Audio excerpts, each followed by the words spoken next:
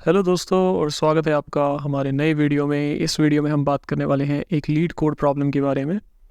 तो इस leet code problem को मैंने कैसे डिसाइड किया, आई थिंक ये one of the simplest arrays की प्रॉब्लम है। अब तक आई थिंक हमने एरेज के ऊपर 3 या 4 वीडियोस में कुछ डिस्कशंस किए थे।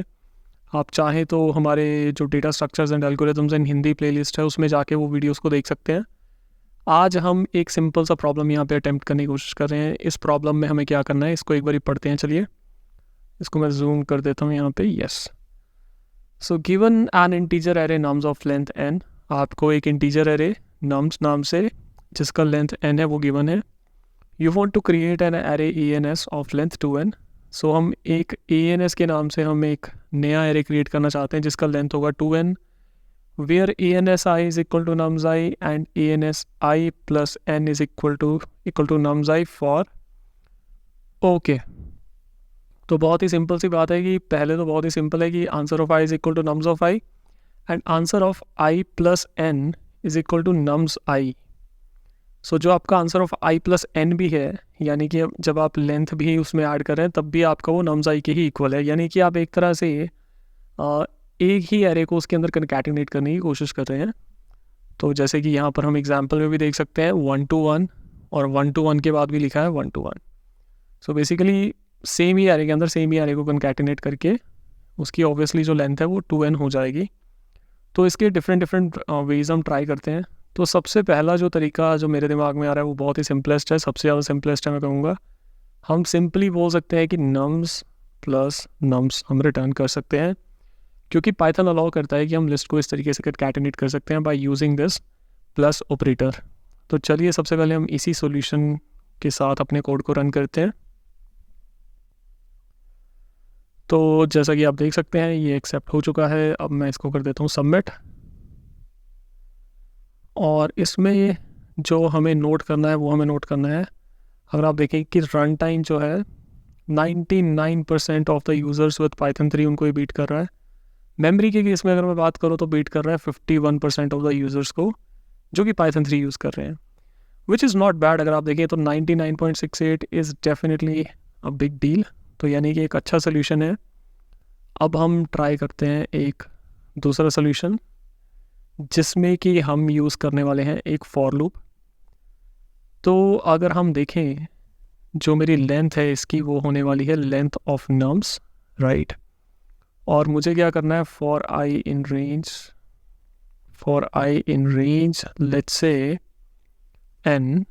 और क्योंकि पाइथन में जो मेरा लिस्ट है वो बेसिकली डायनामिक होता है, तो मैं सिंपली बोल सकता हूँ कि नम्स डॉट अपेंड और नम्स ऑफ आई।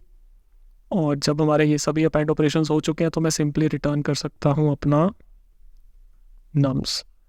तो चलिए अब इसको भी हम एक बारी रन करके देखते हैं कोड को। और ये भी हमारा एक्सेप्ट हो चुका है। अब देखते हैं कि इसका परफॉर्मेंस कैसा रहता है। इसको थोड़ा कंपेयर करके देखेंगे हम पिछले वाले के परफॉर्मेंस के साथ। तो 78 मिली सेकेंड्स ले रहा है और बीट कर रहा है 98% of the users with Python 3 को। और आई थिंक मेमोरी में भी कुछ खास फ़र्क नहीं है, बीट्स 51%, जो कि काफ़ी कंपेरेबल है। अगर मैं पिछले वाले के साथ कंपेयर करके देखता हूँ उसमें बस 70 मिली सेकेंड्स था और इसमें थोड़ा सा बढ़ गया है, 78 मिली सेकेंड्स है।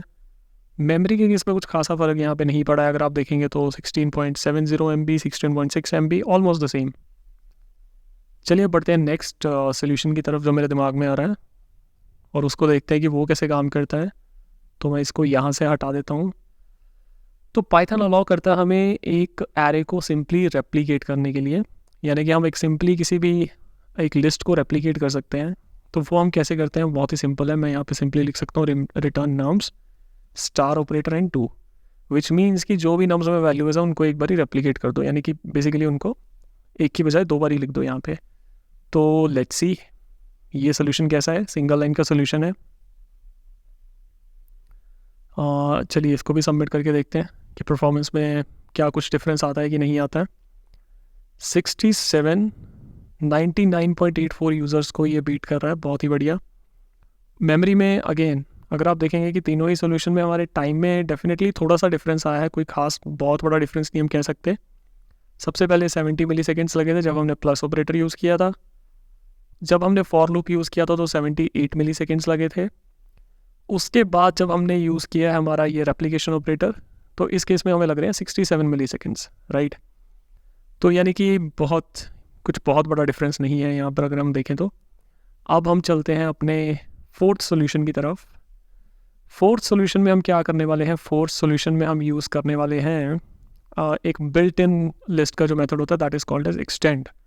तो मैं क्या करने वाला हूँ, नम्स, तो बेसिकली सबसे पहले तो रिटर्न करना चाहिए अपने को नम्स डॉट एक्सटेंड नम्स। तो ये है हमारा मेथड नंबर 4, इसको भी रन करके देखते हैं। सो एक्सटेंड बेसिकली एक लिस्ट का एक बिल्ट इन मेथड है। एक सेकंड रुकिए, यहाँ पे ये कुछ हमें गलत रिजल्ट दे रहा है।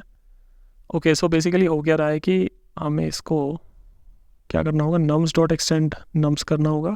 ये कुछ रिटर्न नहीं करता, उसके बाद हम रिटर्न कर देंगे नम्स को। This is the right way of doing it. तो अभी इसको रन करके देखते हैं। तो ये भी हमारा हो चुका है सक्सेसफुल। अब देखते हैं इसको सबमिट करके कि इसका सोल्यूशन क्या आने वाला है। 70 मिली सेकेंड्स और मेमोरी में अगेन कुछ बहुत बड़ा अंतर नहीं है। तो मैं अब आपको चारों सोल्यूशंस यहाँ पे दिखाना चाहूँगा 4 मिनट पहले जो अभी हमने डाला है। हालांकि आप देख सकते हैं कि मैं काफ़ी सारी प्रैक्टिस कर रहा था, डिफरेंट लैंग्वेजेस में उसको ट्राई कर रहा था, वो हम किसी और वीडियो में डेफिनेटली कवर करेंगे। तो यहाँ पर अगर आप देखें तो 70 मिली सेकेंड्स लगा हमारा पहले वाले केस में। उसके बाद जो हमने ट्राई किया उसमें हमारा लगा है 78 मिली सेकेंड्स। यानी कि फॉर लूप वाला मेथड तो थोड़ा सा एक्सपेंसिव डेफिनेटली था। इसमें हमारा लगा था 67, सबसे कम लगा हमारा रेप्लिकेशन वाले सिनेरियो के अंदर। उसके बाद 70 मिली सेकेंड्स हमारा लगा है जिसमें कि हमने simply built in extend method का यूज़ किया है। तो हालांकि इस क्वेश्चन से को देखकर तो ऐसा लग रहा है कि replication is quite faster, but I don't think कि इसमें इतना भी कुछ बहुत बड़ा डिफरेंस है कि हम कुछ भी कंक्लूजन पर जा सकें।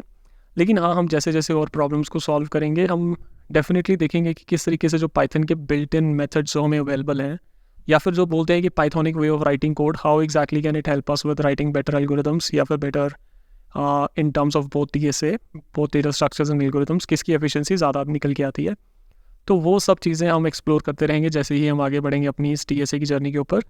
मीनवाइल आई होप आपको ये वीडियो अच्छा लगा। बहुत ही शॉर्ट एंड सिंपल सा वीडियो था जिसमें हमने सिंपली एक प्रॉब्लम किया जिसको बोलते हैं concatenation of an array. And मैं एक सिंपली जर्नी पे मतलब चला हूँ। जैसे आप देख सकते हैं कि हम DSA के कुछ प्रॉब्लम्स हमने स्टार्ट किए हैं सॉल्व करने। अगर आपको लगता है कि आप किसी प्रॉब्लम का सोल्यूशन पहले देखना चाहते हैं, या फिर आप कोई ऐसी प्रॉब्लम है जिसमें आप स्टक हैं, तो feel free to comment that problem. आप उस प्रॉब्लम को आप लिख सकते हैं एंड हम डेफिनेटली किसी वीडियो में उस प्रॉब्लम का सोल्यूशन डिस्कस कर सकते हैं। तो दोस्तों इसी के साथ आई थिंक यही था आज की तो नहीं कहूँगा, बट इस वीडियो के लिए यही कंटेंट था हमारे पास। तो मैं मिलता हूँ आपसे अगले वीडियो में। अगर आपको ये वीडियो पसंद आया तो feel free to share and like and comment and what else, please subscribe भी कर लीजिए चैनल को। तो बहुत धन्यवाद आपका वीडियो देखने के लिए। मैं मिलता हूँ अगली वीडियो में। Till then take care and bye bye.